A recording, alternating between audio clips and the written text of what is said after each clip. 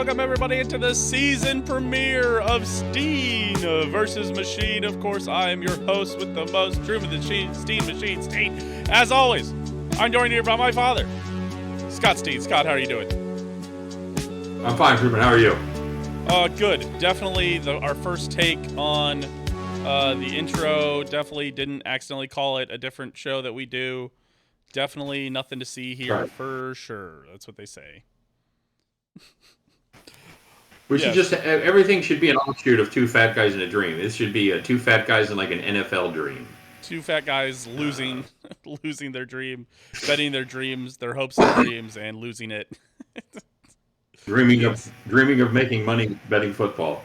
Exactly. Yes. Two fat guys dreaming of betting for sure. Yes. Welcome in everybody to the season premiere of Steehn versus Machine. Of course, where's Scott the Steamroller Steehn? I guess you're no longer the lead handicapper at Winners and Winers. You still are with Winners and Winers, but now you're in the kind of the marketing division. You've I am, and this will be interesting because the years that we've done this before, I've always handicapped all the games anyway. Yeah. So it was, I just had to go through and pick my five favorites. This year is going to be different because I'm just starting from scratch. I don't really do a ton of handicapping. I still put out picks. I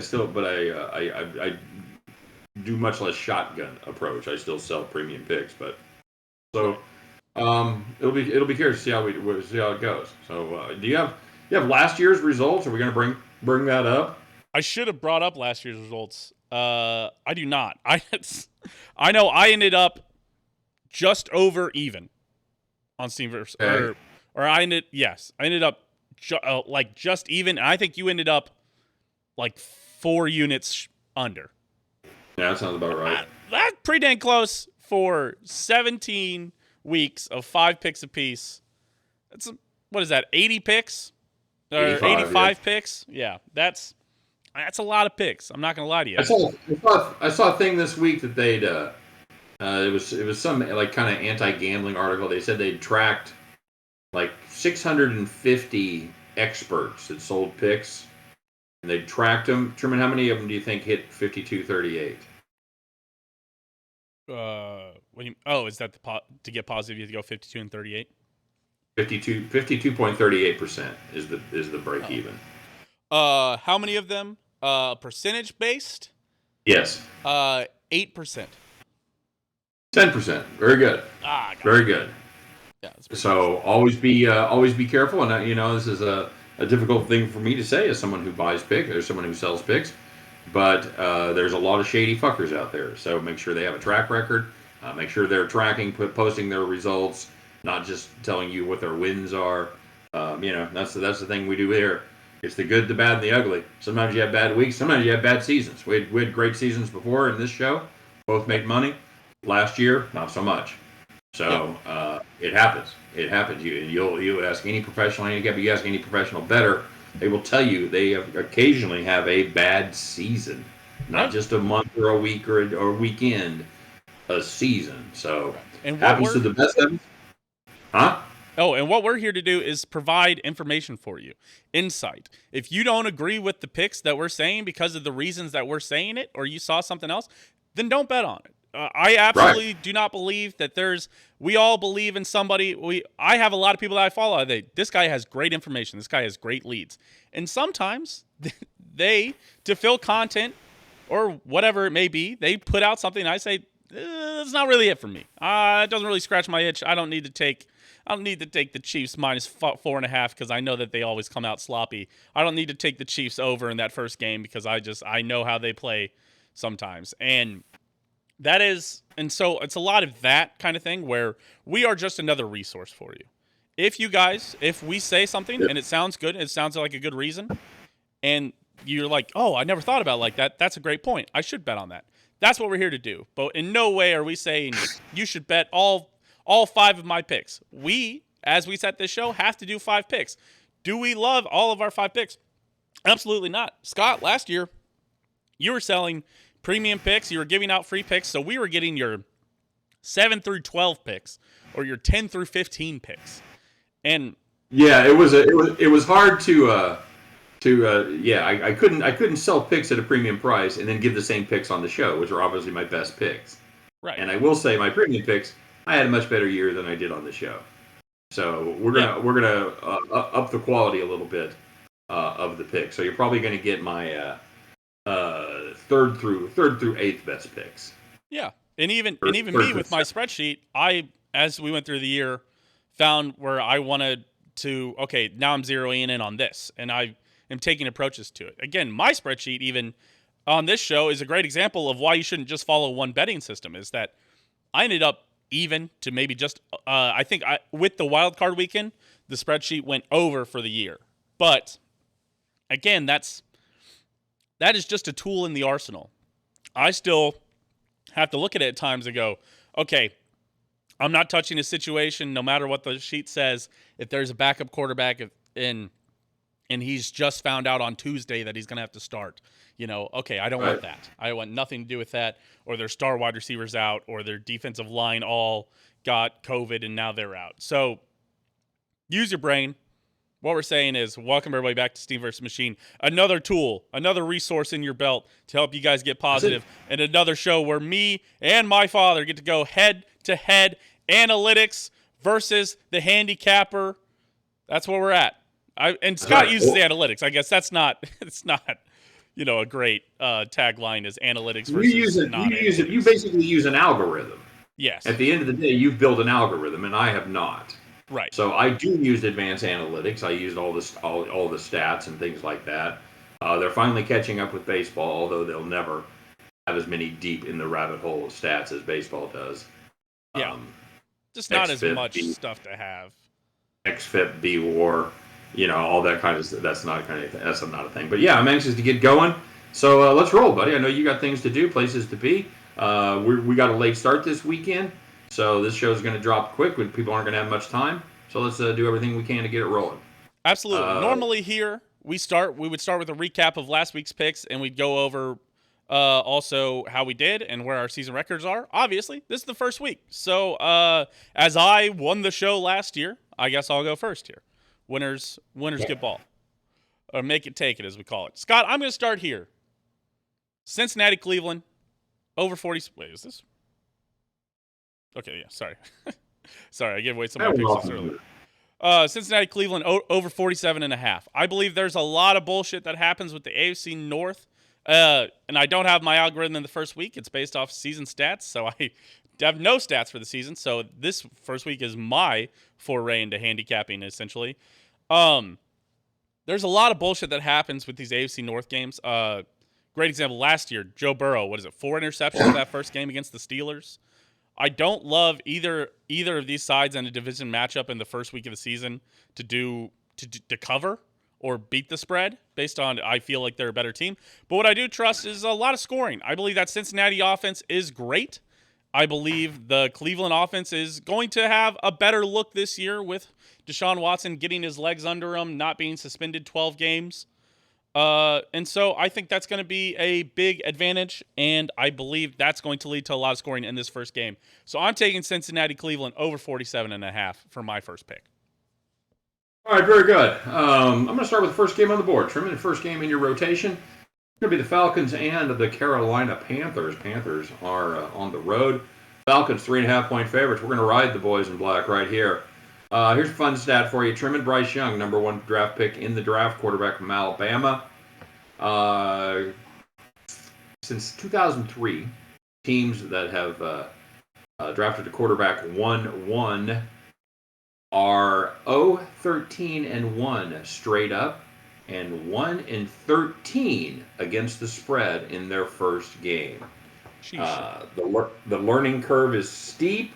But here at Old School Central, Truman, that's what we call a trend. That's a trend right there. I'm going to ride that trend. I'm going to say, and I did not like this pick to start with. I don't think Bryce Young is an NFL quarterback. Having said that, I will say I'm a terrible judge of rookie quarterbacks. So I will cop to that, but I do not like Bryce Young in this spot. And it is a historically bad spot. For those reasons, we're going to take the Falcons -3 in the hook. Absolutely. I because that's always the flip side of it. There's a reason this team had the first pick in the draft last year, and it wasn't just quarterback. Or I guess Carolina had the first pick in the draft because they traded up into it. But they were still a top 10 draft pick team because they were bad. And it doesn't all fix. And not only did they and Carolina almost is in a worse spot because not only were they bad, they also traded away picks and players to move up into the number 1 spot. Right. I think ultimately Atlanta's got a little more talent. I think Desmond Ridder has that. I don't know that he's a better quarterback than Bryce Young at the end of the day, at the end of their careers. But he does have that extra season. Got a couple starts last year. It wasn't great. But having that system under your belt for a full year makes a hell of a difference. And also a first-year coach in Frank Reich, or first-year coach in Carolina in Frank Reich. So Frank Reich is known as the quarterback whisperer. So we'll see what happens. We'll see what happens there. But that's going to be my first pick. What else you got, buddy? My second pick. I've got 49ers -2. They're taking on. Hold on. Why? Dang it, I put yours in parentheses. I forgot to put mine in parentheses. They're taking on the Steelers at home. Again, as a reminder, every week we'll probably have a reminder on this. Shop your lines, folks. I'm not sponsored. The Scores and Odds app. It quickly pulls it up. We'll see me checking that from here. Basically, it puts all the sports books next to each other. And so while some of the sports books, FanDuel, DraftKings has San Francisco -2.5. Sportsbook like PointsBet and BetMGM have the 49ers at -2. That's the benefit of having all these mobile apps. It isn't like the old days in Vegas where you'd have to walk across the street or walk down the strip to go find the best line. No, you can just do it right here. I just did that right now, just checking that. I closed one of my apps, I opened this app up, and then I open up that app, and I go bet that money. It's all pretty quick nowadays. So no reason not to be shopping your lines. My best line, I found it out, was 49ers -2. So I'm going to take, I believe that the 49ers, I believe this defense is going to eat. There's a lot of hype about the Kenny Pickett progression. I find that very interesting. I don't believe I think he was fine. I think he's fine, and I think he's going to be fine this year.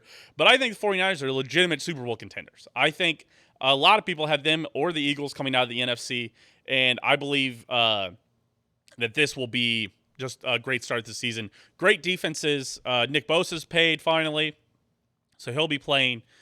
And I don't believe I trust the Pittsburgh Steelers offense to be just clicking enough, and I don't think that defense can. I think Kyle Shanahan, again, a great coach with a whole offseason to plan for Pittsburgh. I love the Niners here in this spot. Give me the 49ers -2.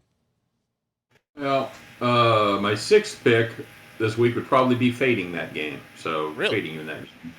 But I am going to stick with that game for my second pick, and I'm going to play the under 41.5, Truman. This 49ers defense, they are no joke. They were first in points allowed last year, third in yards per play. The part for the Steelers I like is T.J. Watt is back. He played just 10 games last season, and there was a distinct difference when he was on the field and when he wasn't. 16.9 points per game with him, 25.5 points per game without him. That is a 6-point difference. Steelers also much better at home with or without Watt. Seventh in points allowed, just 18.3. And you brought up the Kenny Pickett thing, and I know there's a lot of excitement. Kenny Pickett in this Steelers offense, 26th in points last year, 27th in yards per play. And Kenny Pickett failed to throw more than one touchdown pass in every single game he played last year. So for Pickett to be as good as people in Pittsburgh think he is, we're going to need to see some serious improvement. I think there's going to be some offensive struggles on both sides of the ball. I'm a Missouri guy, so I want to see Brock Purdy do it again. Show me that Mr. Irrelevant is really as good as he. Yes. Because, we talk about this a lot in baseball. When guys come up from the minors for the first time and they go on a nice little hitting tear. And they go, wow, this guy's really good. You know why they're good? Because nobody has a book on them. Nobody knows what they do. Nobody knows their tendencies. Nobody knows what they chase. Same thing with Kenny Pickett. You get quarterbacks that can surprise you because you don't have a book on them. You don't have film on them. Well, now they do. And Brock Purdy, for that matter. And Brock Purdy, for that matter. They know when he likes to go right. They know what his foot positioning is before the plays. They know if he telegraphs anything. All this information. They know what kind of formations they like to run, what he's comfortable with, what he's not comfortable with, what kind of defenses does he struggle with. Those are all things that are known this year. So I expect to see some offensive struggles in this game. Two very good defenses going at it. I expect the total to stay low and go under 41.5. And I even got that line to you. PointsBet has it over there at under 42. So I got that up to 42, which is a fairly important hook. That is, we talk about Yes. we talk about important numbers. 42 obviously would be 6 touchdowns. 6 times 7 is 42. Yes. So now, if there's 6 touchdowns scored in this game exactly, Scott gets the push now, which is important. Yeah. Which is why it's important to shop your lines. It's actually pretty big that they even moved it to that 42. I'm shocked that anybody has that at that. That's a pretty big number to move through. So nice to have it at 42.5, especially for the under. Absolutely. So, if you're betting that over, absolutely bet one of those over 41.5 lines. Do not go to the 42 at PointsBet. So correct. Brings me on to my third pick of the week. Scott, I have the Bears minus 1.5 over the Green Bay Packers. It's very interesting. The Bears have been terrible against the Packers. Aaron Rodgers famously owns the Bears, and has told them plenty of times. So I think the Bears are licking their little bear chops at getting a little bit at this Green Bay offense. I'm not a Jordan Love believer, I will say. Justin Fields gets gets another option in DJ Moore this year. They drafted him a tackle. I like this offense a little better. I do worry a little bit about the defense, but I think we're playing strength versus strength here. I believe that Green Bay I like their defensive side of the ball a little better than their offense, and I don't love really their defense anyways. But I do like the Chicago offense a little bit better than I like the Green Bay defense. So give me the Bears minus 1.5, taking it home. I wouldn't touch that game with a hobo stick, Truman. I am going to stay in that division, however.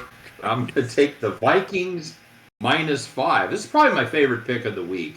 They've got new defensive coordinator and Brian Flores in there. Did good things in Miami. He's an attack. They call it the crazed dog defense. He's a very swarming attacking style of defense versus a read and react of a Bob Sutton, something like that. But the real reason here is the quarterback of the Bucks. You know who it isn't? It ain't Tom Brady. You know who it is? It's Baker Mayfield. Yep. I like this Vikings defense. Kirk Cousins is a solid quarterback, despite the fact he takes Tuesdays off for no apparent reason. Mental health. You watch the show, it says mental health. You saw work-life balance. It's hard to have one as an NFL quarterback. If you watch that show, you saw the difference between an elite quarterback and a good quarterback on what they do on Tuesdays. You see Cousins at home with his wife. They're got the kids out. They're walking. They're playing around. They're doing bills together. Oh, it's a great Tuesday. You see Mahomes. He is fucking grinding in the gym, twisting his trunk, doing flexibility exercises, working his ass off every fucking day to get better. So, Kirk Cousins, good quarterback. Pat Mahomes, generational talent. And that's just part of the difference right there. So, helps to grow up with a father who is also, I think, a sports player. I think you learn that to find your spots where you can push the envelope like that, but also still feel like you're having work-life balance. His dad was the very definition of a grinder. Starter, reliever, multiple teams, free agent. Yep. His position was never assured. He was an average to a slightly above average major league pitcher that got it done through hard work. So, absolutely, I think Pat Mahomes Sr. Set a pretty good example of what it takes to be an elite professional athlete right there. So, give me the Bucks. Give me the team without Baker Mayfield at home in the Crystal Ship, -5. Yeah, -5 available over at Caesars and PointsBet.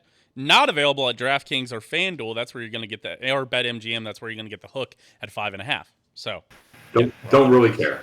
No, don't really get not a huge. 5.5. Not the big difference. No. I'm much more concerned if it's 6 or 6.5 or something like that. Absolutely. The 41.5, for example, in the total. All right, what's your fourth pick, buddy? My fourth pick, Scott, is the Dolphins money line over the Chargers. I think, and you want to match? I think you have something for the Dolphins for your fourth pick too, don't you? I do indeed. Well, let's talk about this, Scott. Yeah, well, you've got the money line, and you're let's see what I've got. I've got the money line at plus 141. What do you have? Oh, I have plus 142 is what I had it at before the show started.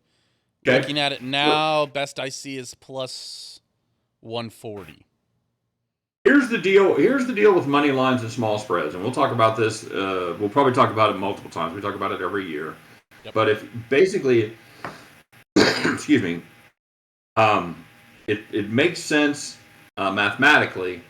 If a game if you're going to take an underdog with a spread of a half to 3 points, you should always play the money line. Yep. And that's just a good mathematical decision. I was just kind of in the mode of picking underdogs here. Well, I think 3 is about where you start to draw that line. I think 3 is reasonable. 2.5, yes. You might as well take the underdog. That's always especially always 1.5. Take the money line. Save the juice. Don't take anybody.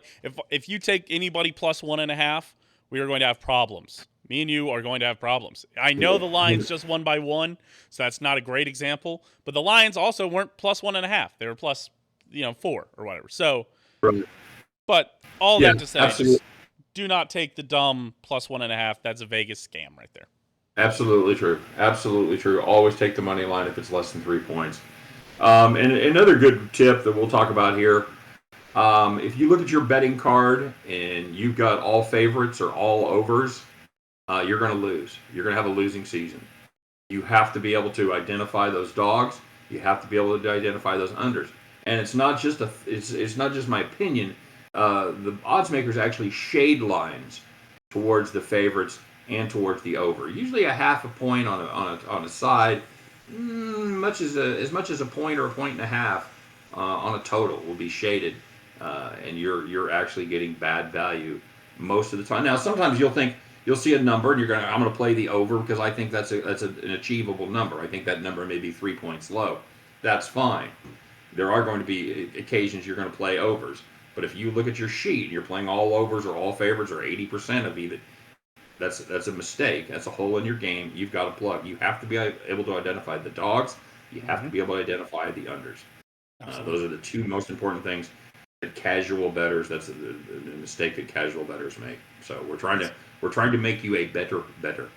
And that's one of those. If you look at, somebody posted this, I believe it was last year's, talking about if you look at every bet, like I think they did it for the NCAA tournament where they showed if you bet on all the favorites for the last 5 years, all the underdogs, all the money lines, all of those bets were negative.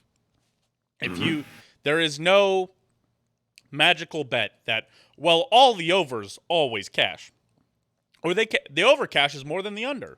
Nope. Vegas is pretty good at what they do. So they split it just about 50%, and we talk about house advantage, we talk about a lot. Vegas, I'll tell you, at the worst, they've got a 51% advantage if you play everything smartly. If you don't play everything smartly, that advantage gets wider and wider, and they're picking it pretty damn close to 50%. So they're on that margin, pounding it pretty heavily. So do not believe in betting all of everything ever. And I'm sure this is going to raise some eyebrows. In fact, both of us were on the Dolphins against the Chargers because they remember last year's game. It was 23-17, but that's really a misnomer because the Chargers owned them. They outgained them by 213 yards. Tua was dreadful. 10 of 28, 145 passing yards. But and I believe you are too, we're betting that's an outlier performance, and that's probably not going to be repeated. Right. Because, Truman, this was a terrible this was a terrible Chargers defense last year. 29th in yards allowed per play. And the fact that they played a lot of bad offenses. They played the Raiders twice and they played Denver twice for starters. Right. So there was in the NFL. Yeah. What's that? 2 of the worst offenses in the NFL last year. 100%. So Dolphins on their other hand scored 29 or more points in half the games that Tua started and finished. And despite him missing a large part of the season and using the kid from K-State, from Fort Osage, whose name I've already forgotten. Skylar Thompson. Thank you. Yes. You think I'd remember when I have a daughter of the same name, but Think so. well, it'd be weird to name her first name. It'd be weird to name her Skylar Thompson, but Would be crazy. they still finished third in yards per play, is what I'm saying. So it's a hell of a good offense. Yeah. And of course they got Vic Fangio, last seen in Denver, running the defense, and Vic Fangio, for as bad of a coach as he was, built a pretty goddamn good defense there in Denver. Yes. That Denver Broncos defense, nothing to jack around with. They are absolutely good. Well, and a lot of people gave that Chargers defense a pass because some of those guys got hurt. Khalil Mack got a little banged up. Joey Bosa got a little banged up. J.C. Jackson got a little banged up. Missed a lot of time. J.C. Jackson, for me, is the one that I will not give people a pass on. People will say, well, J.C. Jackson's back healthy. Hey, man, he was healthy at the beginning of the season, and he looked dreadful. He got cooked bad a lot at the beginning of the season. And you say, okay, maybe he was playing hurt, maybe he's banged up. If that is the case, I'll eat my words here. But I don't believe in this Chargers defense. Not only were they not that great last year and they were banged up, they're getting older. And the more you get banged up and the older you get, the harder it is to come back to full form. I'm not sure Joey Bosa is a game wrecker anymore. Khalil Mack is certainly past his prime at this point. I think if you don't have lockdown corners like your J.C. Jacksons or your Derwin James getting older, keeps getting banged up. Another example. Derwin James is, again, probably a top 5 to top 10 safety in the NFL, so he's holding it down there on the backside. I wasn't going to correct you when you said he was a cornerback. I was going to let you go, but yeah. Yes, but Derwin James is still the rock solid. He is the rock of that defense, but I still do not believe in that defense. I don't believe in anybody else really on that Chargers defense. I agree, and here's a nice little bonus. Ronaldo Hill was the DC last year for the Chargers. He is now a defensive assistant for the Miami Dolphins. So a little bit of insight, extra insight into that Chargers defense. So you and I both like the Chargers. Leading tackler, Drew Tranquil, now on the Chiefs. Yes. But he was the leading tackler. Who can't even start for the Chiefs. Yes. Yeah. Absolutely true. A lot to think about. So you and I both like the Dolphins there. I'm going to just keep it. I'm going to take my 3 points. Early in the season, could be close games, could be defensive struggle. You've got the money line there. All right, so honestly, I think when I was taking a look at it, I thought it was 2.5 when I saw it, so I went Dolphins money line. I'm still good to take the Dolphins money line. I'm not going to adjust, but the money moving towards the Chargers, very interesting in my opinion. Interesting. All right, let's have that fifth and final play, buddy. Fifth and final play. Actually, I think we might be matching on this one also. Eagles -3.5 at -110. They're at the New England Patriots. Hey, another terrible team that people are maybe a little too high on. The New England Patriots, not a terrible team, but a bad team. They're quite possibly now the worst team in that division. I don't really even think there's any question about it. No. I mean, it depends on how much you believe in the Jets. In my opinion, the jury's out. I don't believe in the Jets. I believe they're better than the Patriots. That's fair. Ramondre Stevenson set to have a probably pretty good year again, but Ezekiel Elliott there to cause a little bit of frustration. Mac Jones doesn't really have a ton of targets and wasn't great last year, but he does get a new offense coordinator who he is familiar with Bill O'Brien, so props there. The Eagles, though, second best team in the NFL last year by and almost the first best team, if you remember the margin of 3 points there. Lost some key defensive starters, but retooled in the draft. Top 10 draft pick in Jalen Carter there. Another beast up the middle. They added a linebacker, also from Georgia, whose name is escaping me now. Nolan Smith. Yes. Nolan Smith. Yep. And then stole that draft. The Eagles stole that draft. Yeah. Best team in the NFC had the best draft. Absolutely. And so I believe they absolutely retooled and are getting better. I like the Eagles. Really, I like that defense to steamroll a bad Pats offense. And the Eagles' offense is also just still has Jalen Hurts, still has all the continuity at the O-line. Basically running it back with maybe better running backs, depending on how you feel about DeAndre Swift versus Miles Sanders.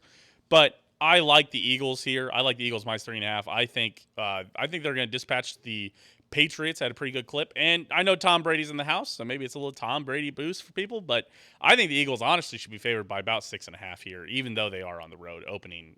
I do think this line. I do think this line is bad. I agree. Although there is a trend that works against us.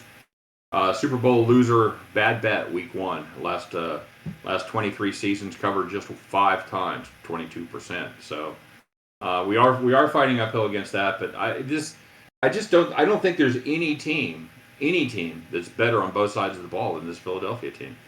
2 new coordinators. I will give them that. That's right. There is question marks there, but I believe they promoted from within, I want to say. So yes. I think if you promote from within, that drop off gets a little.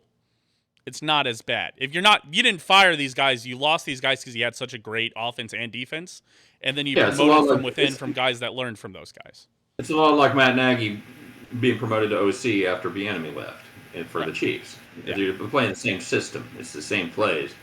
Yeah. And that's this is a Philadelphia team that led the league in sacks last year, and it's possible they may be even more ferocious up front this year. I see a long night for Mac Jones. Wouldn't be surprised at a Zappe sighting. I think there's a strong possibility that through hook or crook that Bailey Zappe appears late in the third quarter, early in the fourth quarter, either through injury or because Mac Jones is just fucking Mac Jones. That's true. So we'll see. He does have some new weapons, like you said. You mentioned Elliott. He's got Juju Smith-Schuster. Added a decent tight end from Miami and Mike Gesicki. But this O-line is going to be a problem. They look bad in preseason, Truman, and you can't put a lot of stock in some preseason stuff. One thing I will watch in preseason, I will watch line play. And because you're not trying new things but line. You're either getting the job done or you're not, and this team did not get it done in preseason. So I think this is going to be a long afternoon for Mr. Jones. Absolutely. I agree with you. So, yeah, give me the Eagles -3.5. Give Scott the Eagles -3.5. And that'll do it. Each of us have our 5 picks out there. Again, my 5 picks: Cincinnati, Cleveland over at 47.5, 49ers -2, Bears -1.5, Dolphins money line +140. I'll have to change it from my 142. And Eagles -3.5, -110. Scott, you've got the Falcons -3.5, San Francisco, Pittsburgh under 42, Vikings -5, Dolphins +3, Eagles -3.5. There you go. That's it. Week 1 in the books. Week 1 in the books. Thank goodness we were able to do this show after the Chiefs game, so I didn't embarrass myself by taking the Chiefs like I did in real life. I didn't. I think if you've gone to my head, I have to place a bet. I think I would have bet on the Chiefs there. Man, I was really close to pulling the trigger on the under 26.5 on the first half line, and I talked myself out of it, and then that absolutely cashed, and it was almost never in doubt, even as the Chiefs scored, in that last minute to get. Well, I had the Chiefs, and I had Mahomes over 285.5, and the 41-yard pass interference absolutely fucking cooked me. Yeah, on a pass he would have caught. Had it not been for the interference. So yeah, I had the Mahomes 250 plus 1 touchdown boost. Yep. The Chiefs played well enough to win. They played well enough to cover. I have never seen a single player cost his team more in multiple times. You see one bonehead play cost the team a game, but you don't see 4 of them that brutalize you like that. 3 drops. And then he was the one who got caught behind the line on the 3rd and 1 play, where Bell handed off and we lost 4 yards. I thought that was Rashee Rice. I thought they handed it off. Was it Rice? I thought it was 19. Was Rice. I could be wrong. He did lose a yard rushing, but I don't think it was that one. I could be misremembering. Bad game, and I blame myself for picking him for my fantasy team. All the blame is on me. I started Kadarius Toney. I changed it right before the game started. I said, you know what? I saw somebody tweet and say, hey, if you drafted Kadarius Toney, you're not playing him this week. Why the hell you draft him? I was like, you're right. I should do that. He should have been in a position to have a big game. I'm not ready to give up on it. It just happens. Anybody that competes in sports or even work, if you do sales, you go in, you'll have a bad day. You'll let the customers get off the hook. You should have said this. You didn't say that. Yep. No matter what your job is, I'm assuming even physicians have a bad day. Oh God, I sure hope not. But well, they do. I know. Whatever your job is, you're going to have a bad day. I'm not willing to. One of my friends, my buddy in Buffalo, tweeted me and asked me or texted me and asked me if I was worried about the Chiefs receivers, and I'm really not. No. I'm not. And he hadn't been a drop guy. He's been an injury guy, but he hasn't been a drop guy. I'm sure he feels horrible. I'm sure his teammates were there to pick him up. We got a long fucking season to go, so Yeah, well, and the Chiefs still did that without Travis Kelce and Chris Jones, and I think it compounds the issue of the drops, where normally Travis Kelce is going to be that guy you go to on third down.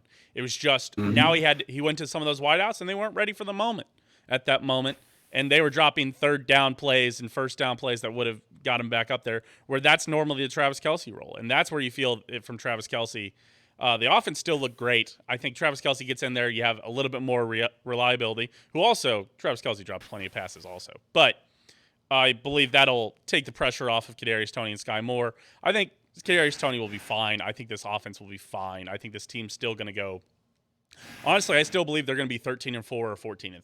But at the end of the day, you got a defense that gives up 14 points to a top 2 offense last year, top 3 offense, wherever they ended up in points per game. Without Chris Jones. Right. Right. I think the defense looked great. I got no problems with the defense. All the problems with the offense, and even the offensive problems, I think that is an outlier of a game that you won't see happen again. Chiefs are always good for one of those. Oh, my God. Jesus Christ. Sorry, just saw the K-State player just head first, kind of one of those neck break, one of those plays where you're like, holy shit, I'm glad I don't play football anymore. Watching somebody land on their neck like that. But seems all right, but just, oh, God. No, all right. He rolled away from it. He did it the right way. But, yeah, sorry. But appreciate, but, yeah. So, yeah, Chiefs will be fine. Excited for the season. Scott, excited to run it back. Make some money. I think we're 1-1 on full Steehn versus Machine years. I think you owned me 2 years ago. I won last year. I think you're up on aggregate, though. But Probably. Either way. That's all right. Excited for the algorithm to get rolling. Excited for this show to get rolling. Yeah, I gotta make hay in the early weeks before the algorithm kicks in and gets enough data. Before you get enough data points to have it be useful. So happy that football is finally. What a catch! Holy shit! Happy that football is finally back. Happy that we're here. Absolutely. Everybody have a great week. Thanks for watching. Good luck on all your bets. Absolutely. We'll see you as say the line, Scott. Say the line. Is he headed? What is it? Back to the window. Right? Oh, that's right. Yeah. Everybody pick up those winning tickets. You know what you want to do. You want to cash those winning tickets as you head back to the window. All right. We'll see you guys next week.